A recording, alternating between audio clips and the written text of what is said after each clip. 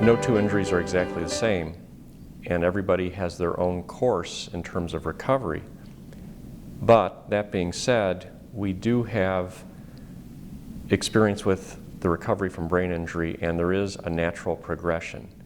So rather than saying day 2 from an injury of thus and such severity, we'll expect to see a certain type of behavior, what we end up recognizing is that there's certain stages that people seem to pass through as they arise or wake up from an injury. The interesting thing is that they go through these stages at different speeds, and you don't always see all the stages. Sometimes people pass through them so quickly that we're not even aware.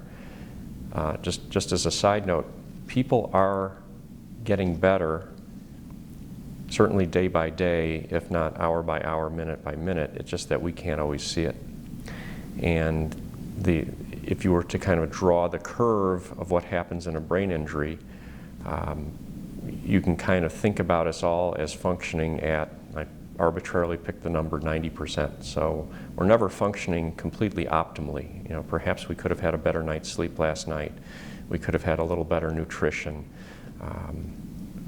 We could have better blood flow so that our brain was functioning more optimally better. So, like I said, I don't think I'm certainly not functioning at 100%, but maybe I'm at 90%.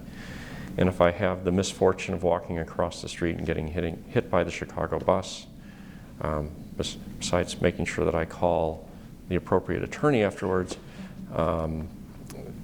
I may get knocked out or rendered unconscious or go into a coma.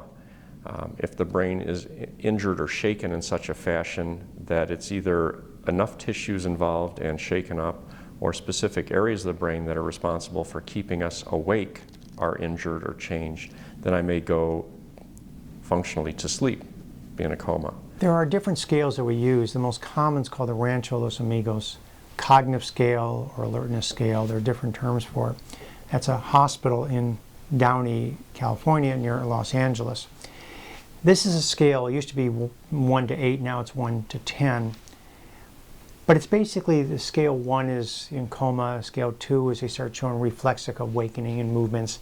Scale 3, they're awake, but for very short periods of time. Scale 4, level 4, is very agitated, confused, and you'd think it's a better, there's an improvement, but in fact, some patients are more scary during those periods. Grade 5, level 5 is when they're not agitated like they were in 4, but still very confused. 6 is less, they're not agitated, mildly confused, a little inconsistent, socially inappropriate. 7 is they can be very robotic, unrealistic in their future. 8, 9, and 10 really have to do more with do they need minimal assistance, supervision, are they independent, but they just need some cueing. But each stage, which cannot be predicted, of how long it's going to last, can be very disconcerting, very confusing, and sometimes scary for the family. So the stages of recovery when someone is recovering from a brain injury, usually they progress along a scale, and it depends on how severe the injury is to begin with. But what we know is that as someone emerges from a coma, we start to see small increases in activity first, and then we may see a brief period of restlessness or agitation when someone becomes a little bit more active, followed by some stages that include things like disorientation and confusion. But eventually, as someone progresses through the stages, we start to see some of those things, the restlessness, the agitation, the confusion, begin to resolve.